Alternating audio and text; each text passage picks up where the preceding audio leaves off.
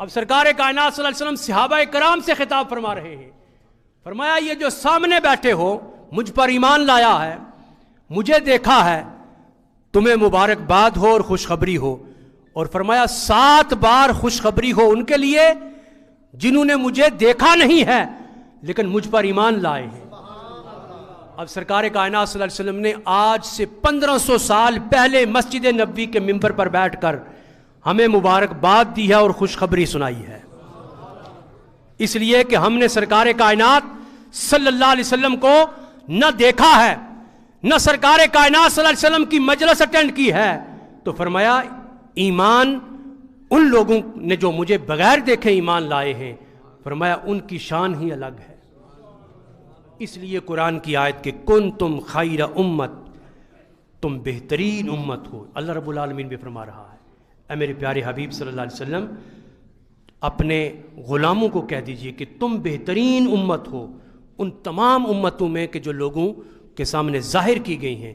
تو خیر امت ہونے کا اعزاز اور شرف نبی پاک صاحب الاولاق صلی اللہ علیہ وسلم کے توسط سے ہوا. حضور علیہ الصلوۃ والسلام کے وسیلے سے یہ بات ممکن ہوئی. اور حضرت ابو ہریرہ رضی اللہ تعالیٰ عنہ بیان کرتے ہیں کہ رسول پاک صلی اللہ علیہ وسلم نے ارشاد فرمایا یقیناً میری امت میں میرے بعد ایسے لوگ بھی آئیں گے جن میں سے ہر ایک کی خواہش یہ ہوگی. اب یہ بڑی پتے کی بات ہے اور یہ وہی سن سکتے ہیں اور سمجھ سکتے ہیں اور اس کو جان سکتے ہیں کہ جن کے اندر یہ دھڑکن موجود ہے.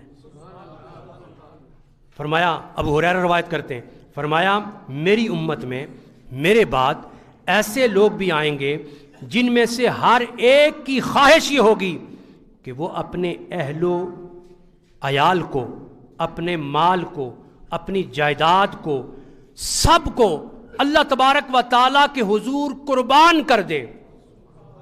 یعنی اہل و عیال کے بدلے, اپنے مال اور جائیداد کے بدلے میں میری زیارت خرید لیں.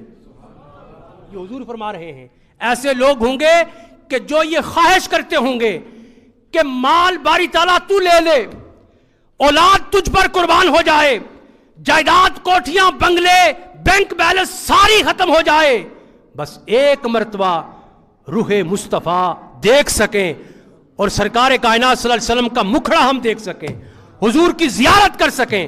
تو سرکار کائنات صلی اللہ علیہ وسلم نے فرمایا کہ ایسے لوگ بھی آئیں گے. اور ایک روایت میں ہے کہ حضرت عامر بن شعیب رضی اللہ تعالیٰ نے اپنے والد کے طریق سے, وہ اپنے دادا سے روایت لیتے ہیں, بیان کرتے ہیں کہ رسول پاک صلی اللہ علیہ وسلم نے صحابہ کرام سے فرمایا بتاؤ تمہارے نزدیک ایمان کے لحاظ سے کون سی مخلوق بہتر ہے. اب یہ حدیث بیان کر کے ہم اختتام کی طرف آتے ہیں.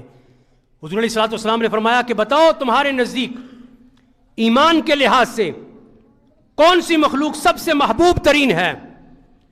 تو صحابہ کرام نے عرض کیا فرشتے.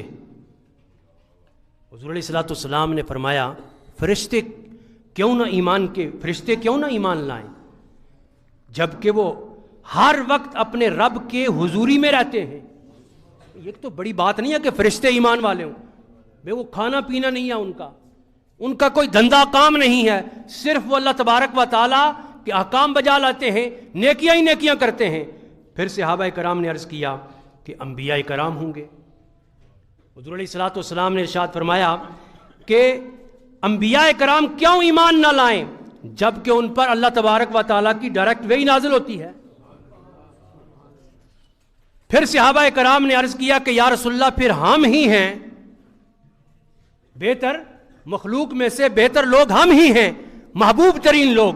تو حضور علیہ الصلوۃ والسلام نے ارشاد فرمایا تم ایمان میں بہتر کیوں نہ ہو, بھئی تم تو میرے سامنے موجود ہو. قرآن جبرائیل امین کے ذریعے آتا ہے میرے سینے پہ, میں ڈائریکٹ تمہیں قرآن کے نور سے مالا مال کر رہا ہوں, میں تمہارے درمیان موجود ہوں, یہ تو کوئی بڑی بات نہیں ہے. تو اب صحابہ کرام بے بس ہو گئے, عرض کرتے ہیں یا رسول اللہ صلی اللہ علیہ وسلم آپ خود ہی ارشاد فرما دیجئے کہ وہ کون ہوں گے.